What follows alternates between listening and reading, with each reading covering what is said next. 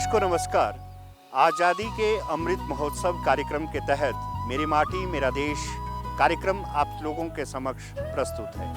हमारे भारत को आज़ाद हुए लगभग 75 वर्ष का समय हो चुका है। ये समय आज़ादी का अमृत महोत्सव मनाने का उचित समय है। इस कार्यक्रम के तहत संपूर्ण भारतवर्ष में प्रकृति की सेवा की जा रही है।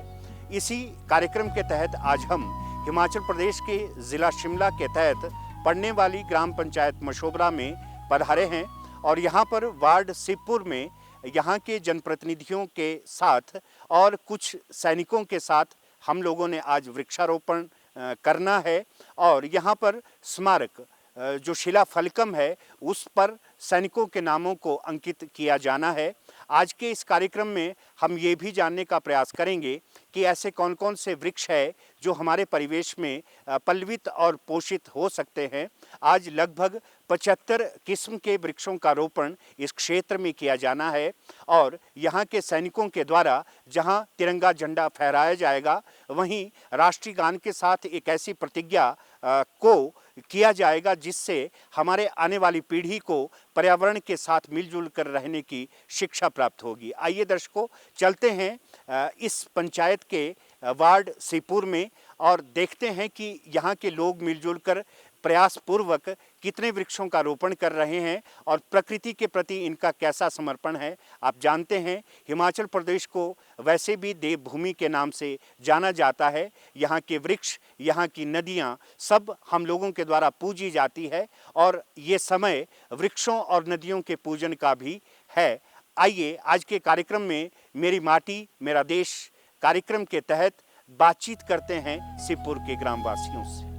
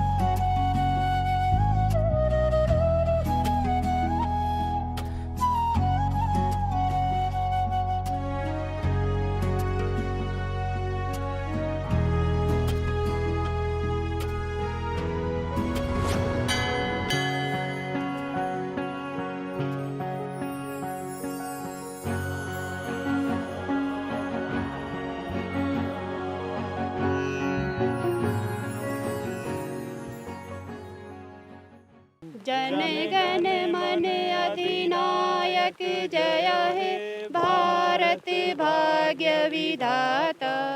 पंजाब सिंध गुजरात मराठा द्राविड़ उत्कल बंग विंध्य हिमाचल यमुना गंगा उच्छल जलधि तरंग।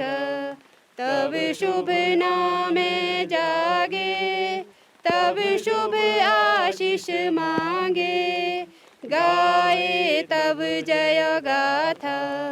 जन गण मंगलदायक जय हे भारत भाग्य विधाता। जय हे जय हे जय हे जय जय जय जय हे।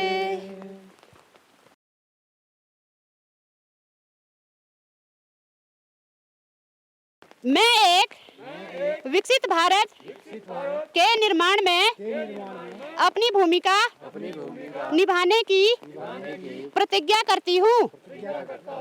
औपनिवेशिक मानसिकता के किसी भी निशान को मिटाने की प्रतिज्ञा करती हूँ।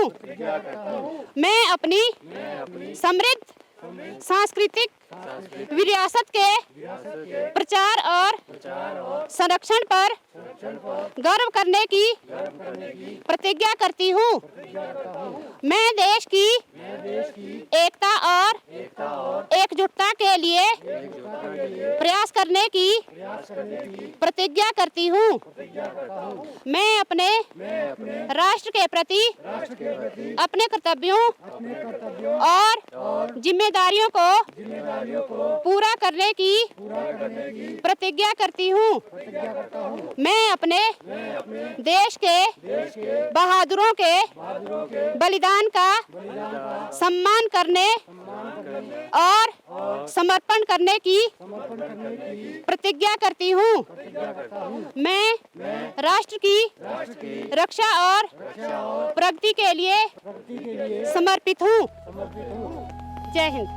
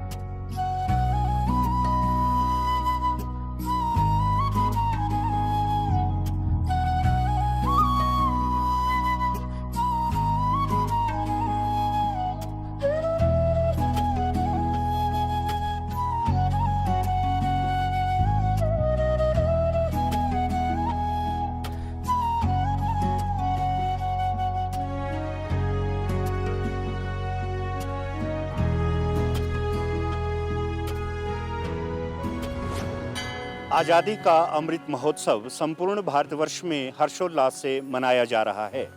हिमाचल प्रदेश के ज़िला शिमला के पंचायत मशोबरा के अंतर्गत सिपुर वार्ड में इस महोत्सव को पंचायत प्रधान की अगुवाई में जनप्रतिनिधियों के द्वारा मनाया गया। इस उपलक्ष्य में इस स्थान के इस ग्राम पंचायत के सैनिक भी मौजूद रहे। एक ऐसे ही रिटायर्ड ऑनरेरी कैप्टन श्री मेहर सिंह जी हमारे साथ है। मेहर सिंह जी, आपसे हमारे दर्शक यही जानना चाहते हैं कि सैनिक होना अपने आप में कितने गर्व की बात है, कितना गर्व का विषय है एक सैनिक होना, एक फौजी होना। ये तो पूरे देश के लिए और पूरे हमारे समाज के लिए बहुत ज़्यादा गर्व की बात है, क्योंकि जो फौज में जाता है वो एक अपने स्वास्थ्य के लिए नहीं जाता है, एक देश भूमि और रक्षा करने के लिए भी जाता है। साथ में कुछ मजबूरी भी होती है, उनका भी वो पालन करना पड़ता है, निर्वाह करना पड़ता है उनको। तो इसलिए ज़रूरी है कि देश के हित में काम करने के लिए अगर कोई सैनिक फौज में जाता है तो उसकी जिम्मेदारी बनती है कि वो इस देश भूमि की रक्षा करे और अच्छी तरह से लगन से उस काम को पूरा करे। मेहर सिंह जी, आज़ादी का अमृत महोत्सव संपूर्ण भारतवर्ष मना रहा है। ऐसे में कार्यक्रम सैनिक वंदन भी किया जा रहा है। उन शहीदों को हम सब लोग प्रणाम कर रहे हैं। तो सैनिकों को याद करना, शहीदों को याद करना आपके हिसाब से कितना अच्छा है और सैनिक कितने प्रोत्साहित इस बात से होंगे? ये तो बड़ी खुशी की बात है जो ये अभियान चला है, ये तो एक गौरव की बात है। फौज के लिए भी है और बाकी जनता के लिए भी है, हमारे देशवासियों के लिए भी है। हम चाहते हैं कि इसी तरह से ये प्रोग्राम चलता रहे और हमारे जो युवा है वो जो है बढ़ चढ़ करके इसमें हिस्सा ले। मेहर जी, आज हम देख रहे थे आपने विभिन्न प्रजातियों के पौधों का वृक्षारोपण किया है। आपके साथ गांव की महिलाएं भी मौजूद थी, आपके साथ गांव के युवान भी मौजूद थे। युवाओं के लिए आपका क्या संदेश है और वृक्षारोपण करना कितना ज़रूरी है? ये बहुत ज़्यादा ज़रूरी है, क्योंकि इससे जो है फल फ्रूट या कुछ भी वृक्ष जो है जो लगाए जाते हैं वो इसलिए लगाए जाते हैं कि जलवायु जो है संतुलन रहे। और इसलिए जो है ज़रूरी नहीं कि इन पौधों को काटा जाए, काटने से अच्छा है कि इनकी सेवा किया जाए और अच्छी तरह से इनका पालन किया जाए और इनके जितना भी हो सके और इनकी रक्षा की जाए।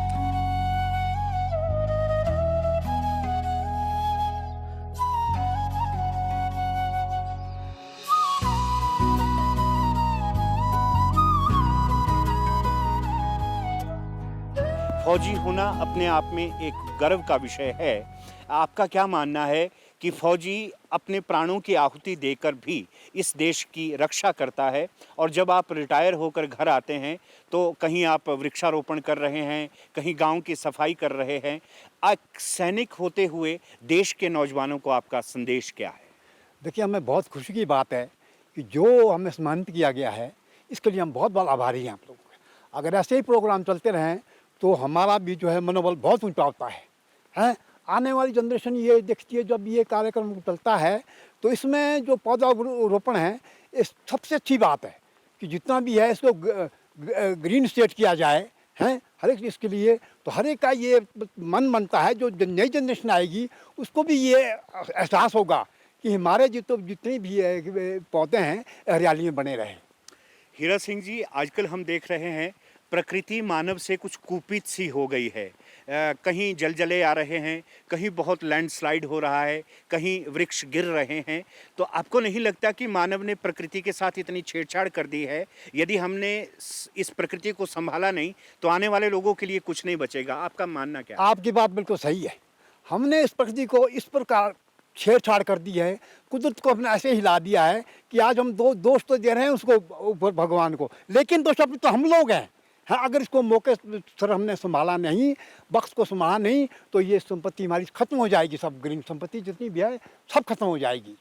हमारे दर्शक हीरा सिंह जी आपसे ये भी जानना चाहते हैं, यहाँ पर आपने बहुत से पौधों का रोपण किया, कौन कौन से ऐसे पौधे हैं जो आप लोगों के द्वारा लगाए गए, और जब ये पौधे बड़े हो जाएंगे, हरे भरे हो जाएंगे, आने वाली पीढ़ी के लिए संरक्षण बन जाएंगे, तो कैसा महसूस आप करेंगे? देखो, इसमें ऐसा है, जो आज हम पौधे लगा रहे हैं देवदार के हरे पौधे, जो पुराने वृक्ष है ये तो खत्म हो जाएंगे।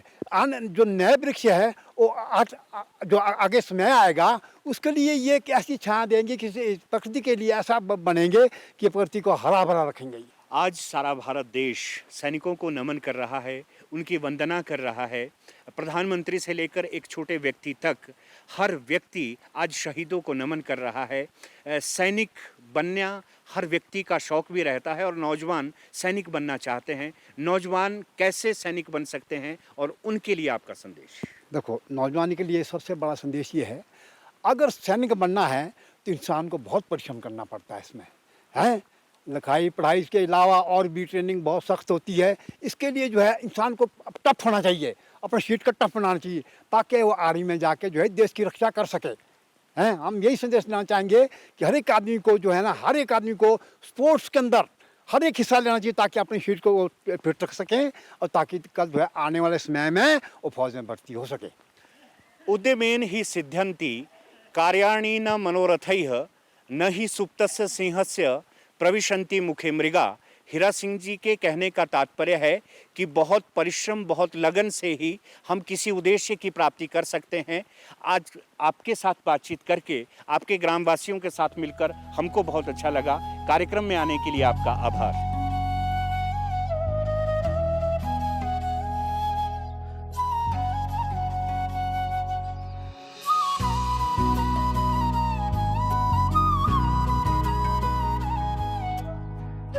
आपका नौजवानों को क्या संदेश है कि नशों से बचकर कैसे हम देश सेवा में अपना योगदान दे सकते हैं? मैं नई पीढ़ियों से यही निवेदन करूंगा कि वो जैसे भी कोई अपना नशे की तरफ ज़्यादा बढ़ रहे हैं तो ये नशे की तरफ नहीं जाना चाहिए। इनको अपना फिजिकल के लिए ज़्यादा ध्यान दें और गांव में कोई भी कार्यक्रम हो ज़्यादा से ज़्यादा भाग लेना चाहिए। और अपने जैसे आईटीबी में किसी ने भर्ती होना हो तो ज़्यादा करे वो क्या कि फिजिकल के लिए मामले में बहुत कमज़ोर है वो अपना डेली रूटीन घर में अपना फिजिकल के लिए ज़्यादा ध्यान दे और नशे से दूर रहे। नशा एक अच्छी चीज़ नहीं है जिससे कि अपना नुकसान ही होता है। तो मैं सभी नई पीढ़ियों से यही निवेदन करूँगा कि थोड़ा नशे की तरफ कम ध्यान दें और भारत सीमा पुलिस में भर्ती होने के लिए कम से कम अपना फिजिकल घर में ही अपना डेली रूटीन की तरह करते रहें, जिससे कि अपना शारीरिक तंदुरुस्त रह सके। व्यायाम और एक्सरसाइज करना शरीर के लिए बहुत ज़रूरी है। जो छात्र विद्यालयों में शिक्षा ग्रहण कर रहे हैं, उनके लिए व्यायाम और एक्सरसाइज का महत्व कितना रहता है? ये सर इसके लिए तो बहुत ज़रूरी महत्व है। जैसे कि आजकल मैंने भी कई बार देखा है, स्कूलों के बच्चे फिजिकल के मामले में बहुत पीछे रह रहे हैं, क्योंकि ज़्यादातर ये नशे के में सम्मिलित हो चुके हैं। तो हमें भी जब मिलते हैं कोई ऐसे, तो मैं खुद अपने हिसाब से उन बच्चों को भी गाइड करता हूँ कि ये नशे की अच्छी चीज़ नहीं है, क्योंकि इनका फिजिकल बिल्कुल कम हो चुका है। तो इस तरफ इनका नहीं ध्यान रहता फिजिकल की तरफ। तो सभी नई पीढ़ियों से मैं यही निवेदन करूंगा, स्कूल में है चाहे कोई टीचर होता है स्कूल में, जैसे कि पीटीआई हमारे मेन स्कूल में होता है, तो ये हमारे शारीरिक टीचर होते हैं, तो ये अपने बच्चों को भी गाइड करे कि अब नशे की तरफ कम ध्यान दे। नशा कोई अच्छी चीज़ नहीं है। तो इसलिए मैं सभी से निवेदन करूंगा कि नशा बिल्कुल नशे से दूर रहे, नई पीढ़ी के लिए खासकर मेरा ये संदेश है। आईटीबीपी में रहते हुए आपने भारत की सीमाओं की रक्षा की है। कितना मुश्किल है भारत की उन सीमाओं पर रहना, और आईटीबीपी का आपका अनुभव कैसा है?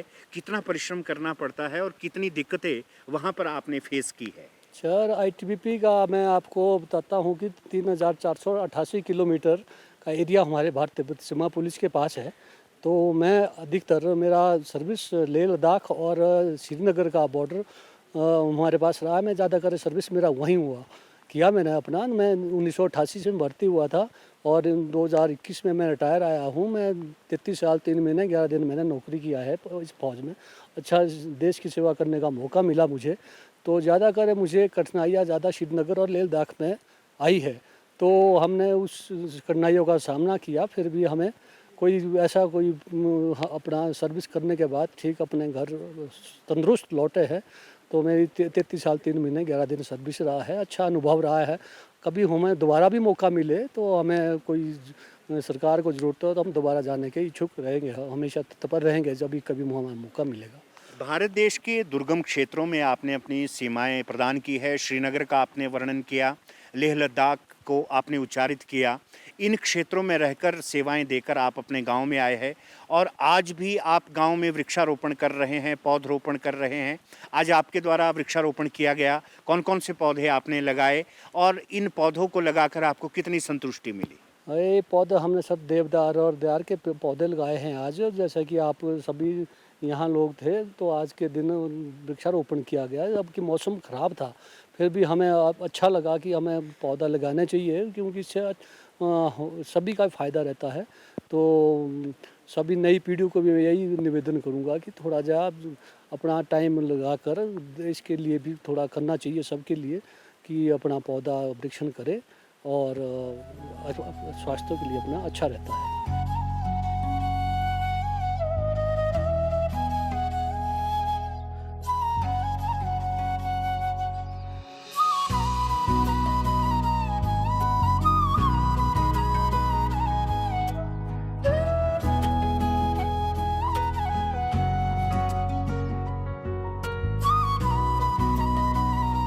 मशोबरा पंचायत की ग्राम पंचायत प्रधान गायत्री ठाकुर इस समय हमारे साथ मौजूद है। आज इन सब लोगों ने मिलजुल कर यहाँ पर वृक्षों का रोपण किया है। लगभग 75 तरह के पौधों को रोपित किया गया है। ठाकुर जी, आपसे जानना चाहते हैं कि आज आपने सब अपने ग्राम पंचायत के लोगों के साथ यहाँ पर वृक्षों का रोपण किया है। शिला फलकम स्मारक को आप लोगों ने बनाकर तैयार कर दिया है। कैसा महसूस कर रहे हैं और प्रकृति के लिए मानव को कितना समर्पित रहना चाहिए? आज हमने पंचायत के लोगों द्वारा यहाँ पर पौधारोपण किया है। 75 तरह के पौधे हमने यहाँ पर रोपित किए हैं, जिनमें भिन्न भिन्न प्रजातियाँ हैं। इसमें गांव के लोगों का काफ़ी सहयोग रहा है। शिला फलकम का भी हमने यहाँ पर निर्माण किया है सैनिकों के सम्मान में। गायत्री जी, हमारे जो सैनिक है वो सीमाओं के ऊपर हमारे देश की रक्षा करते हैं, और जब वो सेवानिवृत्त होकर अपने गांव अपने घर में आते हैं तो इस तरह के कार्यक्रमों में सैनिकों को जोड़ना, वृक्षों को रोपित करना सैनिकों के प्रति कितना सम्मान है, और हमें इन सैनिकों को कितना सम्मान देना चाहिए? हमारे सैनिक जो सेवानिवृत्त होके आते हैं उनके प्रति हमारा काफ़ी सम्मान रहता है। आज उन्हीं के सम्मान में हमने उन्हें सम्मानित भी किया है। गायत्री ठाकुर जी ने बताया कि आज सैनिकों को साथ में लेकर गांव के लोगों के साथ यहाँ पर वृक्षों का रोपण किया गया है। इस पंचायत के और भी लोग हमारे साथ मौजूद है। कार्यक्रम में आपका स्वागत है। आपसे हम जानना चाहते हैं कि यहाँ आज आप लोगों ने मिलजुल कर पौधों का रोपण किया है। पर्यावरण और प्रकृति हमारे अनुकूल होनी चाहिए, इसके लिए पौधों का रोपण किया जाता है। कितने पौधे आप लोगों के द्वारा लगाए गए और लोगों के लिए आपका क्या संदेश? देखिए, आज अमृत महोत्सव पे जो है हमने भिन्न भिन्न प्रकार के पौधे लगाए हैं जी, अलग अलग किस्मों के पौधे लगाना। और ये हमारी जो हरी भरी ज़मीन है इसको हरा भरा रखना इस बहुत ज़रूरी है इंसान के लिए, क्योंकि आने वाले समय में जिस तरह से बारिश हो रही है या भूमि कटाव हो रहा है, इसमें जो है बहुत सहयोग मिलेगा इसका संरक्षण करने में भी। जहां हम प्रकृति को संरक्षित करने के लिए प्रयास कर रहे हैं, वहीं आज़ादी के अमृत महोत्सव में हम सैनिकों का वंदन भी कर रहे हैं, उनको भी याद कर रहे हैं। उनकी शहीदी जो भारत के लिए हुई उसको भी हम स्मरण कर रहे हैं। सैनिकों को आपकी तरफ से कितना सम्मान है? सैनिकों का तो देखो जी, देश के लिए बहुत ही ज़्यादा योगदान रहता है। एक सैनिक जब ड्यूरिंग सर्विस देश के लिए सेवा तो करता ही है, वो समर्पित रहता है, मगर सेवानिवृत्ति के बाद जो हमारा जो डिसिप्लिन सेना का रहता है, उसी चीज़ को हम सैनिकों, रिटायर्ड सैनिकों को अपने साथ रख के सीखते हैं उनसे, और उनसे एक हमारे अंदर नई ऊर्जा आती है।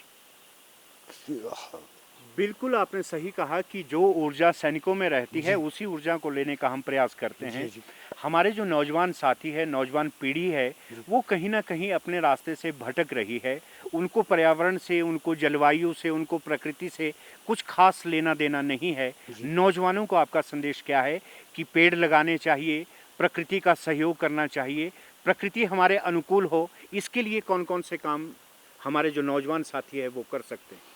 आने वाला जो समय है जी, अब ये जो आज की डेट में नौजवान है उन्हीं का समय आएगा। तो हमारी तो सबसे यही वो रहती है कि भाई सबसे पहले हम अपनी प्रकृति को संरक्षित करें और खूब पेड़ लगाएं, ताकि आने वाले समय में जब उनका कोई समय आएगा या उनके बच्चों का समय आएगा, ये चीज़ धरती वैसे ही हरी भरी मिले। आपके बुजुर्गों ने, आपके जो पूर्वज थे, उन्होंने पेड़ लगाए। आज भी हमारे सामने 100 वर्षों के, 50 वर्षों के ये दरख्त खड़े हैं। आपने जो आज पौधे लगाए वो आने वाली पीढ़ी के लिए एक बहुत अच्छी आयाम बन जाएगा। आपने अपने नौजवान साथियों से अनुरोध किया कि हमें प्रकृति से जुड़ के रहना चाहिए, और आपका इस कार्यक्रम के तहत क्या संदेश है सब दर्शकों के लिए? इस कार्यक्रम के तहत हमारा यही संदेश है जी कि आने वाले समय के में अगर हम ये जो हमारा प्राकृतिक जो बैलेंस बना हुआ है, इसको रखने के लिए हम इसको और ज़्यादा बढ़ाएं। जितने जंगल हमारे या जो नदियां हैं उनको सुरक्षित करें, तो या हमारे नाले हैं, चेक डैम हैं, इनको ठीक अपडेट रखें। तभी आने वाले समय में जो आने वाली पीढ़ी है वो भी इस चीज़ को सीखेगी। जैसे हमने अपने बुजुर्गों से पहले लिया है, पहले किसी और तरह के वृक्ष रोपित होते थे, फलदार होते थे या जंगली होते थे, वैसे ही हमें आज की पीढ़ी को सिखाने के बाद जो आगे आने वाले टाइम में भी ये चलता रहेगा। दर्शकों, जल, जंगल और ज़मीन, ये प्रकृति के 3 महत्वपूर्ण आयाम है जिनसे हमारा पर्यावरण, हमारी जलवायु बनती है। मेरी माटी मेरा देश, इससे आप क्या समझते हैं और इसके तहत आपका संदेश क्या है? हाँ, मेरा नाम यशवंत ठाकुर है, मैं यहाँ का स्थानीय निवासी हूँ। जिस तरह आपने बताया कि मेरी माटी मेरा देश, ये जो आज आज़ादी का जो ये अमृत महोत्सव जो मना रहे हैं और जिस उपलक्ष्य में आज हमारे यहाँ पे पौधारोपण भी किया है, मेरी माटी आप जानते ही हैं कि जिस तरह से जिस मिट्टी में हम पैदा हुए हैं उसी मिट्टी में हमने मिलना है। इस मिट्टी को सहेजने के लिए या प्रकृति को सहेजने के लिए, एक सौंदर्य को बनाए रखने के लिए, या मेरा देश, जैसे वीर सैनिकों का भी इसमें शायद जिक्र हुआ है, जिन्होंने आज जिनके उपलक्ष्य पर जैसे 75वीं या जो भी ये वर्षगांठ मनाते हैं या जो भी यहाँ पे ये आयोजन हो रहा है, इसमें वीर सैनिकों का भी बहुत अनुदान रहा है। इसलिए माटी और जो मेरा देश है, ये दोनों मैं ये समझता हूँ कि वैसी ही मिट्टी है, वैसा ही देश है। इस मिट्टी को सहेजने के लिए हमें, अगर हम जागरूक नहीं होंगे और तो ये आगे आने वाला समय और भी मुश्किल हो जाएगा। इसीलिए जिस तरह से आप देखते हैं कि आजकल कितना पानी बरसात हो रही है, तो कितना जिस तरह की माटी या मतलब हम इसको प्रकृति को सहेज के नहीं रखेंगे, वृक्षों को नहीं लगाएंगे, तो इससे आने वाले समय के लिए और ख़तरा पैदा हो जाएगा। हिमाचल प्रदेश हिमालयी क्षेत्र में एक बहुत ही सुंदर पर्यावरण वाला प्रदेश है। हिमाचल प्रदेश की गरिमा तभी बनी रह सकती है जब ये हरा भरा रहेगा। प्रदेश को हरा भरा बनाने में सब लोगों को अपना सहयोग कैसे देना चाहिए? देखिए, इसमें ये आज बहुत ही मतलब एक ऐसा विषय बन चुका है कि जहाँ भी लोग आजकल क्या हो रहा है कि हमारा हिमाचल एक तो देवभूमि भी कहा जाता है, और हिमाचल का जो एक जलवायु है वो इन्हीं वृक्षों के ऊपर ही या जलवायु के ऊपर ही टिका है। इसको हमें, जैसे मैंने पहले भी कहा कि इसको सहेजने के लिए हमें अभी भी बहुत कुछ करना है। जिस तरह से लोग आजकल कंस्ट्रक्शन में जा रहे हैं, क्योंकि हम ना कोई वृक्ष रोपण करते हैं, इसीलिए इस महोत्सव को मनाया जाता है कि हर बरसात में हम अपने पौधे लगाएं, और इसको प्रकृति को सहेजने के लिए हम हर तरह का सहयोग, सब जितने भी हमारे इस भूमि में रहते हैं, उन सब से मेरी यही प्रार्थना रहेगी कि हमें हर साल या इसी तरह से प्रकृति को बनाए रखना है, जिससे आगे आने वाला समय हमारा और भी अच्छा निकले।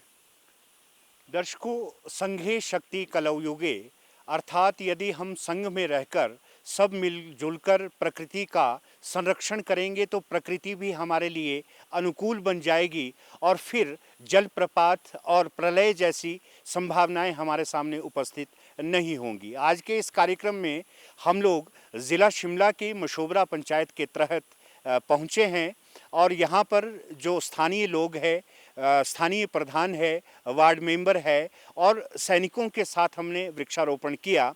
हम जानते हैं कि पूर्वजों के समय से, प्राचीन काल से पेड़ों को पूजने की हमारे यहाँ पर रिवायत है। हमारे यहाँ वृक्षों की पूजा की जाती है, हमारे यहाँ नदियों की पूजा की जाती है। वृक्षों की पूजा करने के पीछे, नदियों की पूजा करने के पीछे आशय एकमात्र यही था कि वृक्ष और नदियाँ हमारे अनुकूल हो, प्रकृति हमारे अनुकूल हो, तभी हम तरक्की कर सकते हैं, उन्नति कर सकते हैं। आप जानते हैं, आज़ादी को प्राप्त किए 75 वर्ष हम लोगों को हो चुके हैं। आज हम आज़ादी का अमृत महोत्सव मना रहे हैं। मेरी माटी मेरे देश कार्यक्रम के तहत आज हमने ये परिचर्चा आप लोगों के सम्मुख रखी।